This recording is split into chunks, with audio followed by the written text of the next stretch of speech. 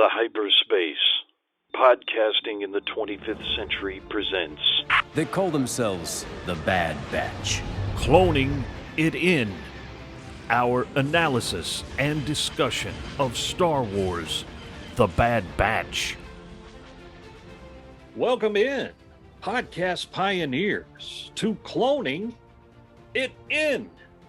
Our analysis and discussion of Star Wars, The Bad Batch. My name is Jared. My name's Matt. And I'm Mike. And hey, you guys, we have a special guest with us this week. We do.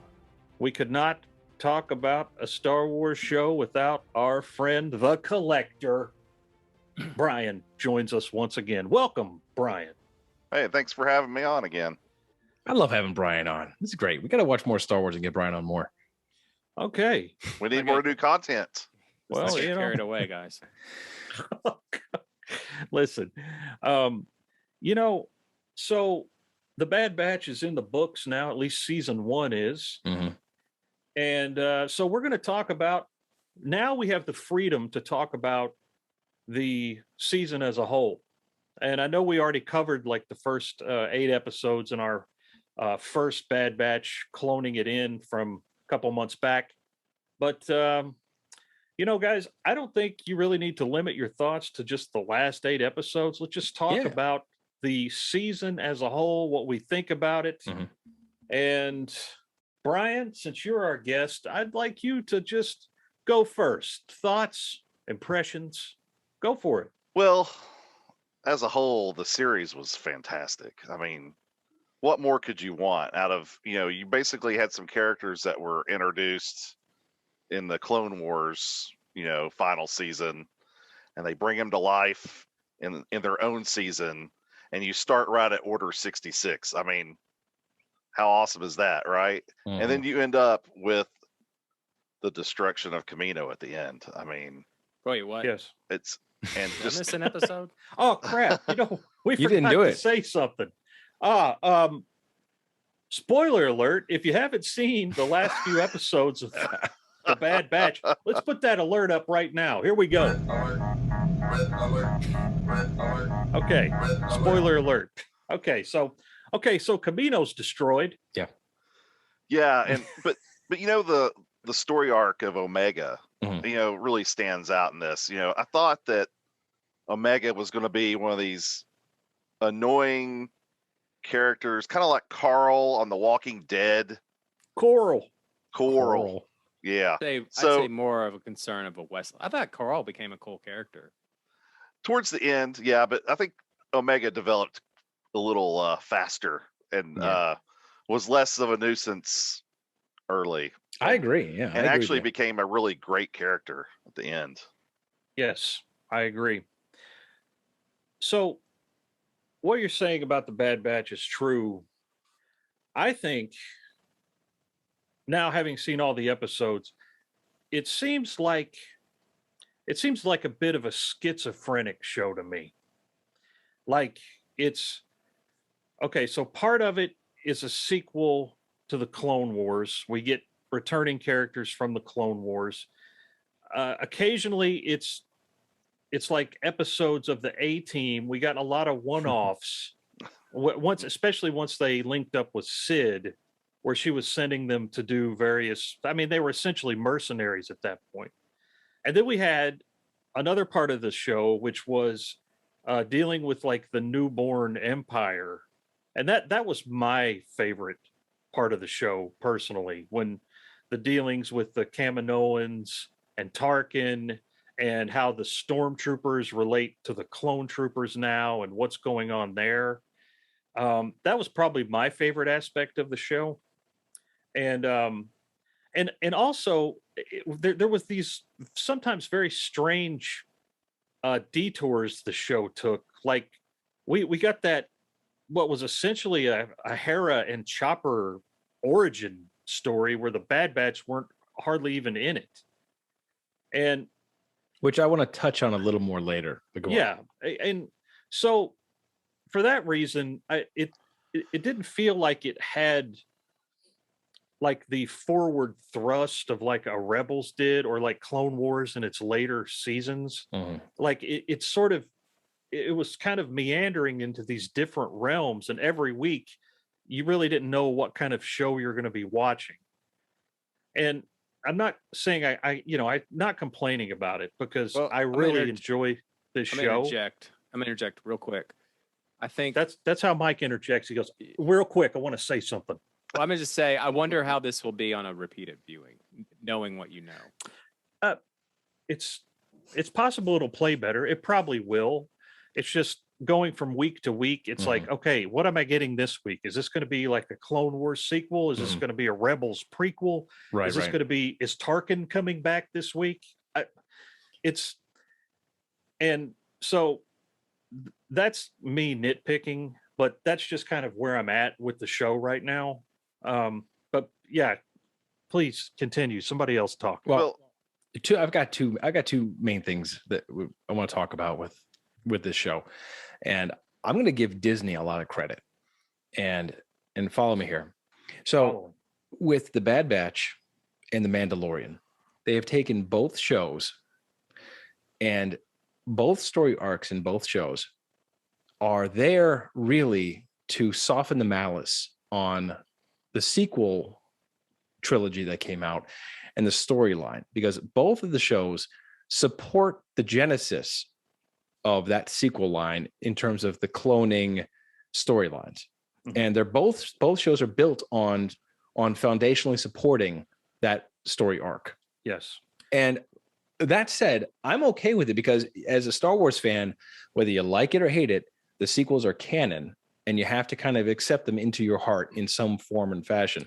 And I think these shows, The Mandalorian and The Bad Batch, are really excellent ways of helping make that transition a little smoother, because some of it was abrupt with the sequels, but this kind of stuff, putting me right in the sweet spot of Star Wars timelines that I love to be in, seeing all the worlds and all the familiar vehicles and how things are getting started, like you said, with the stormtroopers and how they evolved and how they switched over from the cloning to a conscription. Like all that works for me and helps me kind of like fall in line with the sequels that much more. And like, I feel better about them after watching these shows. Does that make any sense? Yeah, Yes. and what I think's really cool about it is how they did it with characters, side characters and things that we're more familiar with, and ideas that we're more familiar with. So that was kind of cool.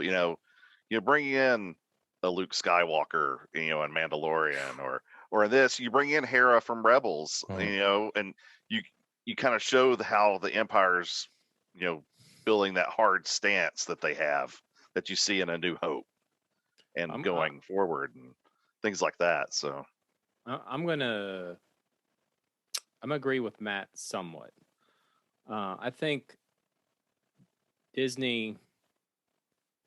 My reaction to these is a little different in that it's almost made me forget about the sequel trilogy because I think what we're seeing, and I'm sure I know I've talked about this before. When Disney first got Star Wars, they ran as far as they possibly could away from the prequels. I mean, it really felt like they were just trying to just get as far away from them as they possibly could. And that's what Rebels seemed to me, and that's what even when you'd hear interviews with Abrams when he was making The Force Awakens, he kind of was like lightly acknowledging the prequels, and I think he's come out as not being a fan of them, I believe. And but what happened with Rebels is Rebels slowly turned into a sequel to the Clone Wars, and it was better for it. And I think they got that vibe because Rebels became pretty much a straight up sequel to the Clone Wars. And then what we have with the Bad Batch is the thing I really like about Bad Batch, and it's, my expectations are tempered these days with anything. And, the Bad Batch team in the Clone Wars episode to me was fine. They didn't win my heart over or anything like that. But I think they work a lot better in this show. I think the first episode with them, the way they respond to the Order 66 made them a lot more likable. And, they introduce Omega, who, like Brian said, it was like, young kid character, but all the parts fit. There are some episodes that are kind of like, standalone episodes, but overall the series works, and I really like the way it's transitioning into the original series. It feels very organic. And the thing they do with the Bad Batch, and they did it with Rebels, is if you look at Fives, that's who it is, right? Fives. Echo. Sorry, it's Echo. He is the touchstone to the Clone Wars. Like, he has the history. Like, when they meet up with Rex, he has history with Rex. It's connective tissue. And it's the same thing when they brought in Ahsoka from the Rebels. And I think these animated shows are working way better than, I like The Mandalorian, but I think it's working better. I think these anime shows are working a lot better, especially taking, like, Disney, like I was saying, Disney seemed like they were running away from the prequels. Well, now everything is just set firmly in that foundation. And everything now stems from the prequels, and even The Mandalorian, because now you have Ahsoka in it. Does that make sense? And that was a lot. I said a lot there. No, and you have, Tamora Morrison in it, straight from Yeah, the prequels. exactly. Yeah. So to what Matt. So this is where I'm not feeling the same vibe, Matt, and I guess you guys are feeling. To me, it's almost like I'm kind of forgetting about the sequel trilogy, to be honest with you. I mean, I'm like, in my brain, they sort of don't exist at this point, because the storyline, I like this storyline so much better. I like Luke when he came back. I like this Luke better. I'm almost not even thinking about the sequel trilogy anymore. Okay. Well, I'm going to piggyback on what Matt said, because I think Matt is absolutely correct in that all roads lead to the sequels now. And that is what they've been setting up in The Mandalorian and now in The Bad Batch. And maybe they are looking at it like, okay, so say a kid 30 years from now sits down, he wants to watch Star Wars in order. Well, he's going to have the advantage of being able to watch the prequels, the Clone Wars, the Bad Batch, Rebels, the Mandalorian, the original trilogy. And what I think they're doing, and make no mistake, they are and I'm going to talk about the last scene in the show, the scene with Nala Se going to the Imperial. Okay, and here's something else that's cool. And I just found this out today from StarWars.com. And probably only Mike is going to know this, but Mike, do you remember the planet Wayland? That's the mountain is that and Mount Emperor's? Tantus. Is that what that is? That is Mount Tantus, and that is Wayland. I thought of that when they showed that mountain.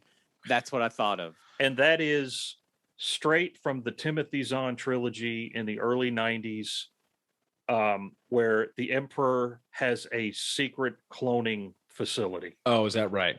Yes, they are picking that up directly from the Thrawn trilogy from the early 90s. I mean, that's the beauty of this. They get to pick and choose from the expanded universe of all the best parts. They do it with honor and love. Well, but Nala Se, and it's no coincidence she's greeted by the female wearing a uniform identical to Dr. Pershing. Exactly. Right, yeah. And Dr. Pershing, we know from The Mandalorian, is an imperial scientist who deals with cloning. Right. So they are, at this point, Palpatine is probably all in on eternal life, stretching himself as far as he can. I mean, they're already working on it. And I think that they're definitely setting that up. And the reason they destroyed Tapoka City is because, no, we have our own facility now. I don't need a bunch of Kaminoans out there running around doing unauthorized stuff. Yeah, So we've got the one we need now. Yes. we're going to kill everybody. And I'm jumping all over the place, but visually, the destruction of Tapoka City was, One of the highlights. I mean, it put that on an IMAX screen Mhm. because it would have looked great. Yeah, it was pretty fantastic the way that looked. And I had a thought about it. You know, you got to see an inkling of what would have happened on the planet Hoth if they didn't have that shield generator. That's true. 'Cause Yeah, you're that right. that is what would have happened to the rebels, and it would have been Yeah. story over.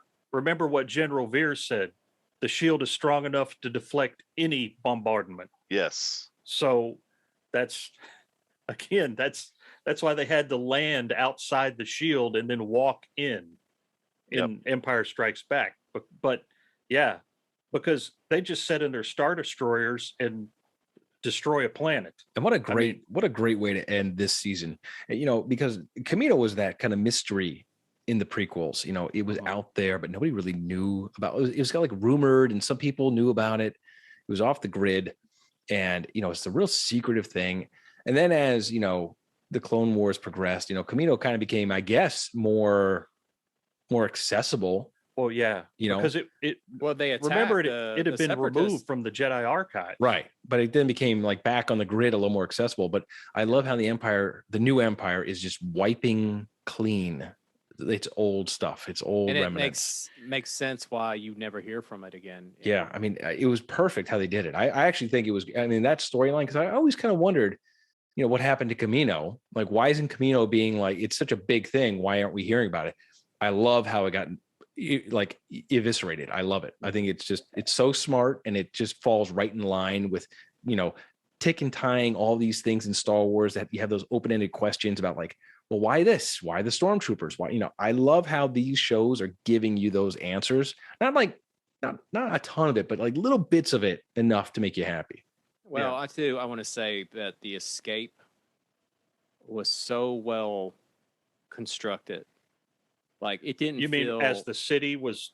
No, I'm talking about the last episode where they have to get to the ship. Mhm. Yeah, where the city is actually Yeah. sinking. Good And thing, they- by the way, they blew it up in the nighttime and not the daytime, with this big shuttle sitting right off the Yeah, no city there. kidding.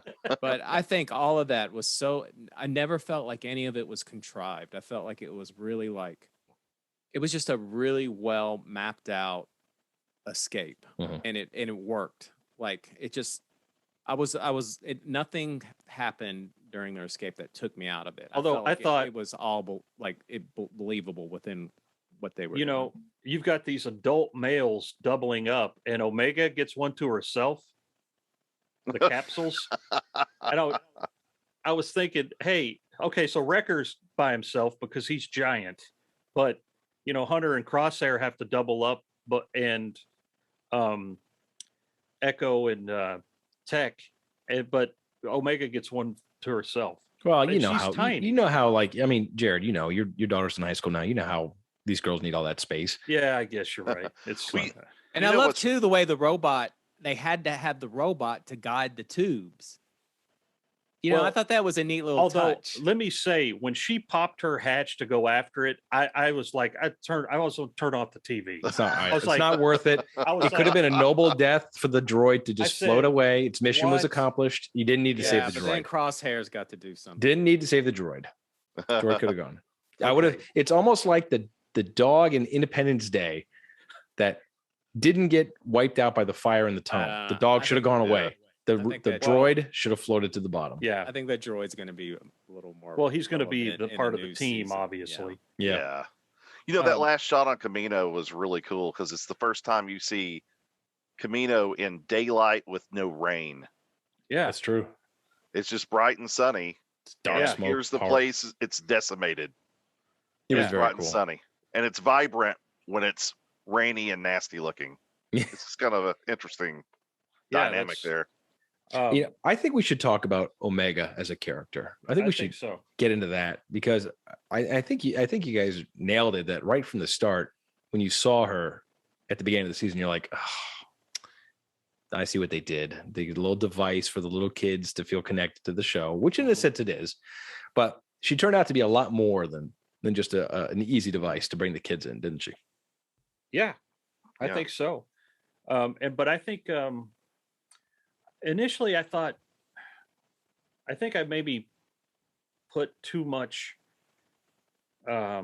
expectation on her because obviously they're leading you to believe she's somebody special. Mhm.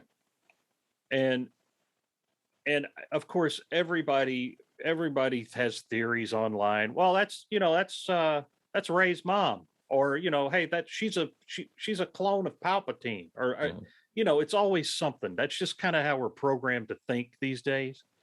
But I thought it was kind of neat that she turns out to be like Boba Fett's sister and another unaltered Django clone. Boba being Alpha. There's a And little alteration there. well, yeah, obviously. Well, Snip. she just gets, or she doesn't get the chromosome, but Boba's Alpha and she's Omega. So I was hoping for. I hope we I don't don't see a know. Loki thing going on between those two. Oh yeah, they get to. Oh yeah. But I thought maybe we might see Boba in this show. Maybe that's something they're I think saving. it's too early. I think it's way too early. Is for Omega what's going to show up on. in Book of Boba Fett as an adult woman? I would say there's a that good would be chance we interesting. See an adult version of her, unless she Do we think dies. that she's the same age as Boba Fett in this?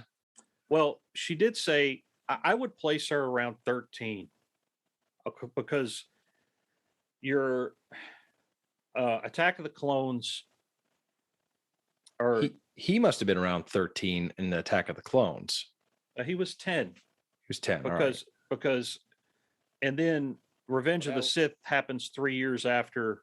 So that would put Attack them of about the the same Clones. age. Yeah. Okay. Yeah, so I'm thinking they were created at the same time. Okay. And maybe Django just Didn't know about it. he didn't know about her Oh, because sneaky she Kamino grew up. Unions. She grew up in that secret lab.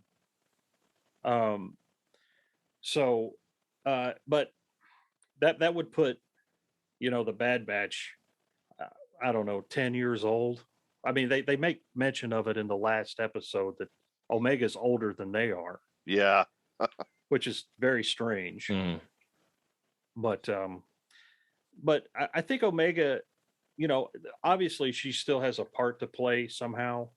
Although I just thought ultimately she would be somebody like super important, like she would have the Force or something. But that's not the direction they went, and I'm fine with that. Mhm. But I think she definitely has. There's more story there for her, obviously. Yeah. They made her a strategic thinker, problem solver, that type of character. Mhm. She doesn't have the physical ability that any of the Bad Batch guys have. Sure. So She's they made buds her with the- Hera. Yeah, she's Yeah. friends with Hera. True. But let me ask you guys this, because I don't think really, with the exception of Crosshair and Omega, I don't feel like I know these characters any more than I did when they were first introduced in the Clone Wars last year. It's a fair Well, they're- point. I agree. I don't I think They're they've really changed that much. Yeah, they're kind of one dimensional. They're Yeah, got their and- each. Yeah. It's like but- the A team. BA is always BA. Well, I think initially I ain't getting on no transport. fool.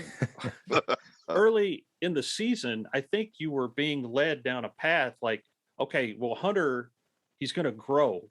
You're going to learn more about him. Mhm. But they just that crew, like I said, with the exception of Crosshair, who has his own separate story, they were, Wrecker's still the big, goofy, strong warrior guy. And I tell you what, I think Echo and Tech are almost interchangeable. I agree. Like Yeah. I agree. they're always working together to fix something. And I think Echo especially. I would like to see them dig into like his trauma. I mean, he's a Borg now. I mean, Yeah. he's one of the first original generation clones. Mhm. And he's like he's like barely a background character in this show. And especially since the arc in the Clone Wars season 7 was all about rescuing him, I just feel like the Bad Batch throughout this season, the Bad Batch themselves have been like underserved. Like all this stuff is happening around them, but we don't know any more about them now than we did a year ago. Yeah. Well, maybe it's a good point. because they're sort of still. I mean, I guess now they're a little more in it, but they're kind of like in the outer area of all this stuff that was happening, and they would kind of weave in from time to time. But maybe once, because now they have contacted with Cody, and maybe next season you'll You get mean a little with more. Rex? Well, Rex, yeah. to take that point even more to its logical conclusion, these clones are arguably less than 13 years old. Life experiences are that of being a soldier and doing what they do. So kind of what you see them doing is what they've always done. And maybe the storyline isn't really more to learn more about how they are or how they were, but maybe the storyline is, where is a clone's place outside of the clone army in this new republic, in this new world, like in this new universe? How do they interact with people who have actual real experiences and real lives, and they're not always going on missions? How do they become more normalized than just being what they are as a clone? Because to your point, that's all they do, and you're okay with it because there's a lot going on around it that you need them to do what they do so you can have other stuff to learn. But maybe part of the storyline is just that. Maybe there's some conflicts that these clones get into in terms of transitioning out of that kind of lifestyle into something different. Honestly, I was mildly surprised that one of them didn't die. Yes. Yeah. I think it's too early. Well, I mean, we don't know how far they're going to butt up the season 2 into the time frame. So these guys might not make it into the future world here. Well, yeah. I mean, by the time of Rebels, I mean, we know Rex and Gregor are still alive. Yeah. Because they find them there. Hera's there. I like that we got to see Gregor in his early. Oh yeah. Freedom. Yeah, because he's really crazy in Rebels. He's like, he's a weirdo. But he's kind of starting that path. Yeah. And while we're talking about the clones, their clone that was on Ryloth, who like sort of stood up to the Empire. I can't remember his name. Like Howard or something. Hauser. Like Hauser. That's it. He was. I thought he was really interesting. I'm sure we'll see him again. Well, he was probably killed. I mean, because he basically said, "Okay, I'm not doing this. So, which one of you clones are coming with me?" And a few of them joined him. But his story was, I mean, he didn't have a whole lot of screen time, but I thought he was kind of an interesting guy. Yeah. And it spoke volumes to how that conflict in the clones is what's going on there. There was a very small moment in the finale, and you'll probably know what I'm talking about, when Admiral Rampart standing on the bridge, and that clone comes up behind him, and he kind of has a catch in his voice when he's like, Topoka City has been completely destroyed. And I thought that was a good little touch. Like, hey, that's where I was born. That's my home, and it's on the bottom of the ocean now. And I was also thinking, well, the Admiral has to hear that tone in his voice and has to think, are these clones trustworthy and reliable at this point? If that's bothering them from an Imperial decision. So yeah, they're already suspicious enough, it seems like, of the clone troopers. I hope regulars. I hope in season 2, I mean, I would love like a clone trooper, stormtrooper, like Civil War, like like the clones finally say, okay, because obviously there's no clones around in the original trilogy. That's right. And you're right about like what Rampart was probably thinking, like, I can't trust these guys. There's a bunch of guys running around here with the same face, sharing the same history. We can't have this. So No, but you're right, and I think we saw inklings of that in the show this season, where the Empire is figuring out ways to transition not just out of the clones, but to start to remove clones from parts of their operations. So that might be a big part. That might be because you have to think Kamino's done. The Bad Batch to the Empire is dead, so they're kind of like, they're freelancing now out of Imperial, radar per se. yes. But what are we going to hear about? Are they going to get re-involved because the clones are being exterminated and removed from service? I mean, who knows? We could go anywhere with this, but Mhm. That's a good point. it left it wide open. But again, it left it wide open in the sweet spot of where we love Star Wars the best. And wherever they do, whatever white space they fill, it's gonna be great. They've got great writing going on. The direction of the stories, albeit some of it's been kind of haphazard, is still great. It's still fun. I've enjoyed every episode, some better than others, but none of them I hated. I cherish all the stuff I'm getting at this time frame from Star Wars. Yeah, I just hope we get a Hunter tattoo episode. Half his face, yes. You know, but- Exploring. So we haven't really talked about Crosshair much. And he's come up a couple of times, but he might be on his way to being set up for a real redemption story. It kind of looked that way towards the end of this season, but it really wasn't that. Yeah, he took out his team, but it was more about his selfish desires to get the Bad Batch group back with him, as opposed to him joining them and their exploits in the galaxy. Well, I'll say I think that was actually kind of a twist when he announced that he had the chip removed. yeah. Because this whole time you're thinking, well, at some point they're going to figure out how to get that chip out of him. He's like, nope, it's gone. I'm doing what I want to do. Yeah. It's like this is who I am. Yeah. And I hope he has some sunblock, because I just left him on that platform. And but yeah, Crosshair, well, he's definitely we haven't heard the last from him, I'm sure. So I like that there's I think it works that there's an ex-member of the team, because he that he's going to be dogging their footsteps. He knows, and he's a sniper, and snipers are dangerous. So it's like of all the people that you would lose, he's like the guy you wouldn't want to lose. Yeah, he's definitely the most dangerous of the group. yeah, in my mind. and I think Tech, when Tech was talking to him, he had a great line. He said, "Just because I understand you doesn't mean I agree with you." Mm-hmm. And I think that shows there's especially within that group, there's, because they don't hate each other. They don't hate each other when they part ways.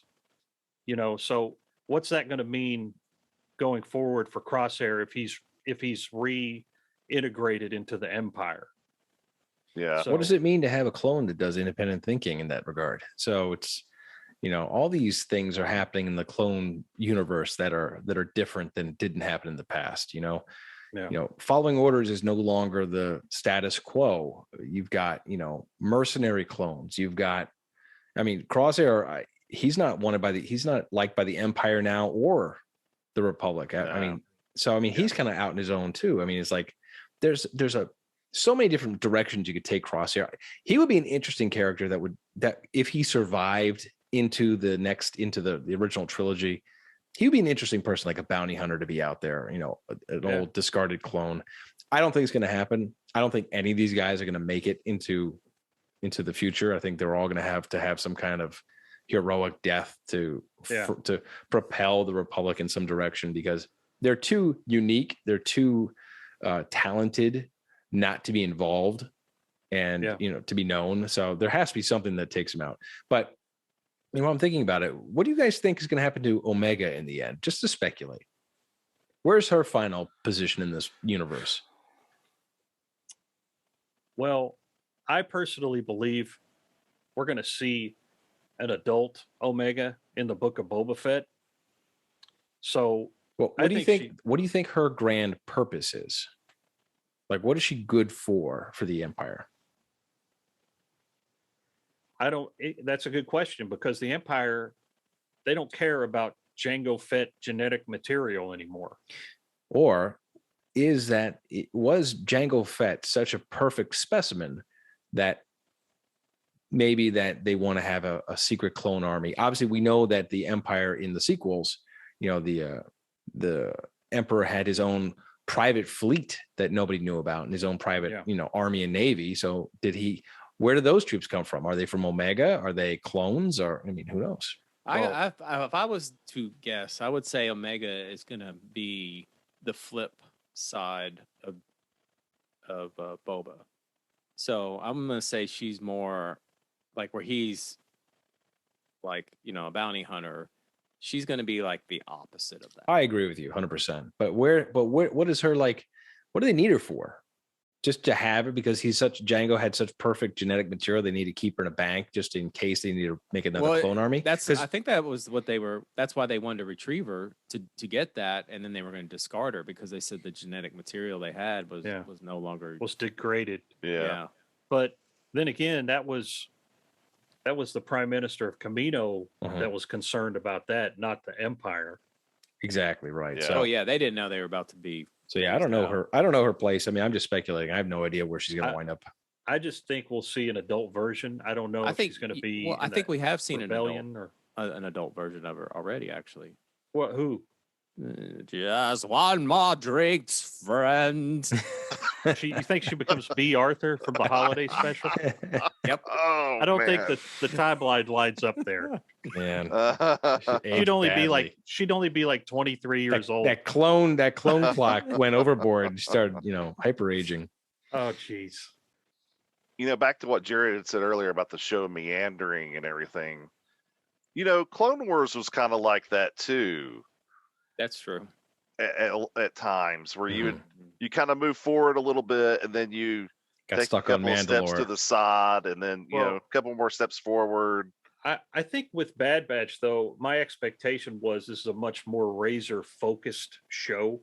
With the Clone Wars, you had a giant canvas because 1 week you could be focused on Anakin and Obi-Wan. The next week you might not see them again for like 2 or 3 weeks, because the whole galaxy was their canvas.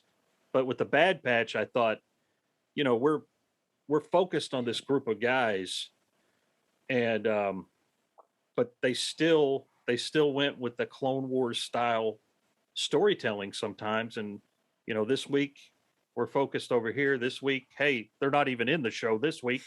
So, but I don't dislike the show at all. I'm glad that we have it. I mean, as long as they're putting animation of this quality on, I will be there every time to watch it. Oh, and the quality was super high. Super high on this. It's a gorgeous show. I mean, some of the shots, the shots of the planets and the ships, that's live action stuff.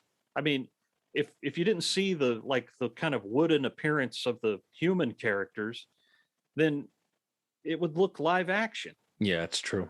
There's another big difference too. A really big difference is when Rebels came out. It didn't feel like Disney was putting all their finances into the animation on Rebels. No, I agree. And then when Clone Wars, they finished the Clone Wars. It was clear that they were fully invested in the show and in the look of the show, and it's the same thing with this show as well. I will say with Rebels though, the character animation was a style that was a little less complicated, to be sure. But the ships and the space and the planetary scenes, I thought were top notch in Rebels. I thought for the time it was, I thought, spectacular animation. It was just that the characters themselves, they did like it was a step down from. I think it's always tougher in animation to get the humans right. But they also wanted their own look to the show too. They didn't want it to look just like the Clone Wars, but that was kind of the thing too. It was kind of cool to be like, oh, well, I wonder how this character from Clone Wars is going to look in Rebels, because you knew they would look slightly different. And we did get a Chopper version of Clone Wars Chopper version in Bad Batch, because and he did have more detail on him because I was looking, and I've been also. My dad recently watched Rebels, and I was kind of watching along with him, and the model of Chopper used in the Bad Batch was much more detailed than what they had in Rebels. I mean, he had more just shine and like nicks and cuts on him and scratches. Um, but yeah, it was good to see the Chopper again, though. Yeah. What happened to Hera's accent? She, they addressed that in Rebels Did they? I don't remember. because when she went back to Ryloth at one point and started like yelling at her father, Mhm. she dipped into that French accent. Oh, again. really? I got to It's watch kinda- Rebels again then. It's kind of like when I don't know, when I visit Tennessee, sometimes I come back A little and bit my more of a accent twang. is a little thicker. But Well, yes. You're welcome. I want to say, you know, I want to kind of go back to what I said at the beginning. Is these shows make me think more of the Star Wars I love, Mhm. but I would be totally happy if they could make this series, these stories, the Bad Batch, the Mandalorian, all this stuff, if they could make it dovetail into the sequel trilogy and make them feel less bastardized. less 'Cause- jarring. Yeah, because it's just right now, you could, like, you're right, you could, like that last shot where she goes into the mountain. I mean, like, oh, okay, so she's going in to work on Snoke.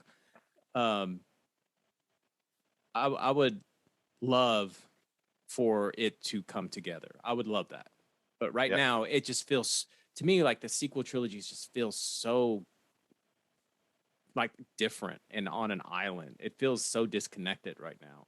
Yeah, and I think some of that's that time gap between Jedi and the Force Awakens. There's a big time gap there.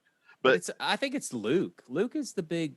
Yeah, It's like you see where Luke ends up and where he is now, and man, that's a huge obstacle they got to get over. they definitely need to work on that 30 years in between time period a little bit more. More Mando, Book of Fett, those sorts of things, and whatever else they come up with to fill in that gap. Well, I don't think we've seen the last of Mark Hamill in that role. No, for sure. And actually, in a couple weeks, on the 25th of August, they're putting out another Disney Gallery show that focuses exclusively on the Mandalorian finale. Haven't they already updated Luke? No, Oh, not yet. But they have hired the guy who updated him on YouTube and It's a made him great look story. better. That is a great story. But Everybody's dream. I saw the a Star Wars Revisited guy. No. I saw the picture of Mark Hamill on the set of The Mandalorian dressed in the robes with R2D2 and holding the Baby Yoda puppet. And I didn't think he was there, but he was on set, present day Mark Hamill, obviously, but there in his black robes with R2D2.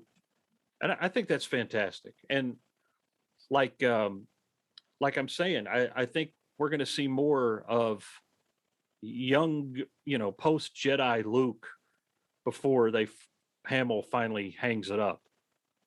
Because I think he probably feels like he has something to prove as well. Well, So, don't forget, we also have the Obi-Wan series coming up. Yes. So we might even get a Bad Batch dovetail into kind of hinting at what's going to happen there too. So, they seem to be pretty good about, kind of seeding things these days with Disney to make their stories, connect. So we might get a little bit of the Book of Boba Fett. We might get a little bit of Obi-Wan coming up in the next season of the Bad Batch. This is their time period where they can really kind of focus on that stuff. Yeah. And I'm Because right now, that's what's happening in the universe right now as they're flying off Camino, there's bad stuff happening with Obi-Wan and Anakin Skywalker. And, this is all, it's a rough time for those guys. But, what's up next? What's next on the docket? the Book of Boba Fett. In October, right? That'll be the next new Star Wars we That get. comes out in December. Yeah. Then Obi-Wan after that, I would hope. Obi-Wan followed by Andor. So, and then sometime after that, I think, but I don't know if you're going to get then the Mandalorian season 3 somewhere in there, because I think they just started shooting that.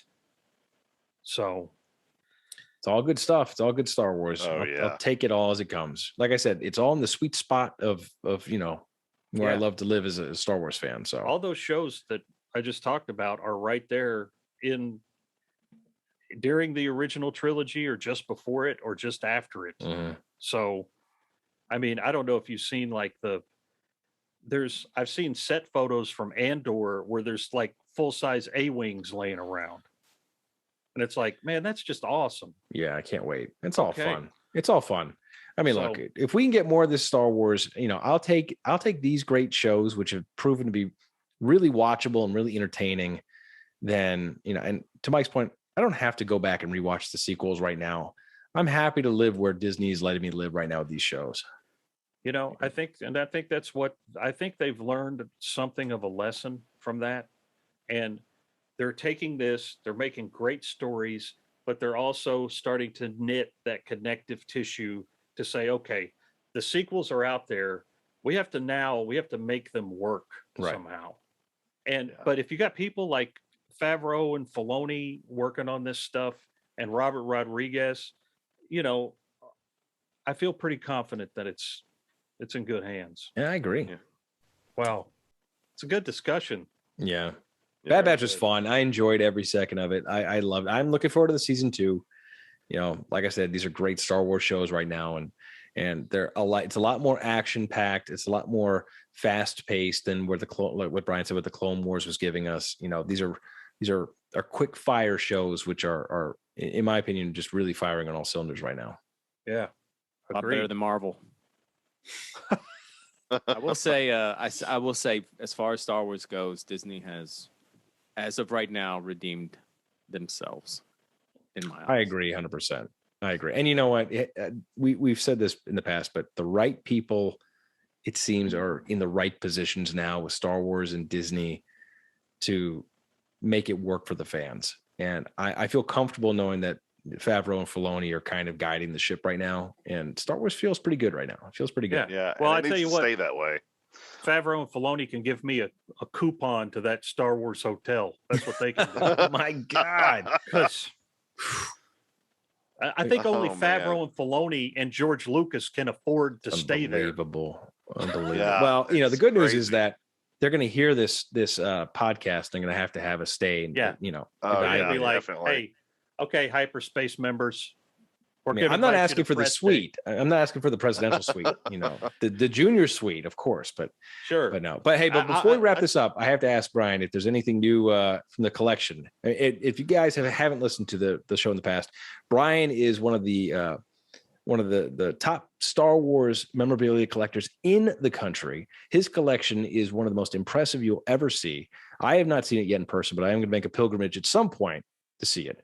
But Well, Brian, I just visited Brian, and That's right. I've seen the. I just tell Brian, you got to get that. You got to get that organized, buddy. You I got know to get it's it organized. in a state of disarray right now because of all the.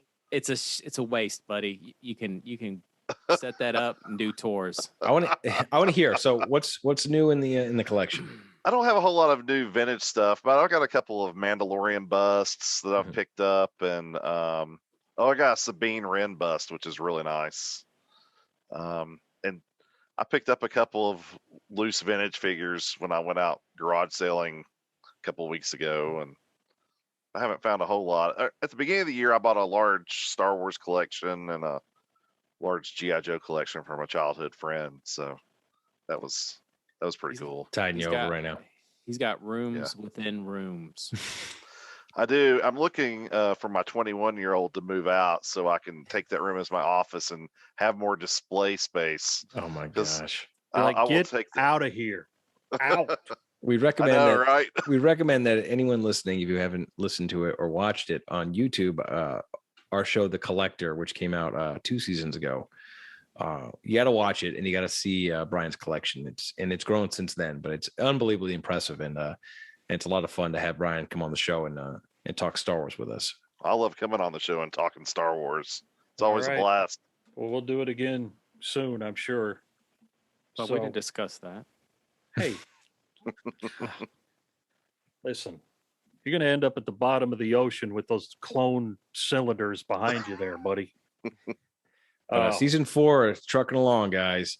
Season 4. You know, we got some great stuff to come. Finally Okay. getting back into the dojo, I hear. Yeah, next week, the Karate Kid Virgin experiences Cobra Kai Season 1. So you're not going to want to miss Mike's reaction to Daniel LaRusso and Johnny Lawrence's continuing saga.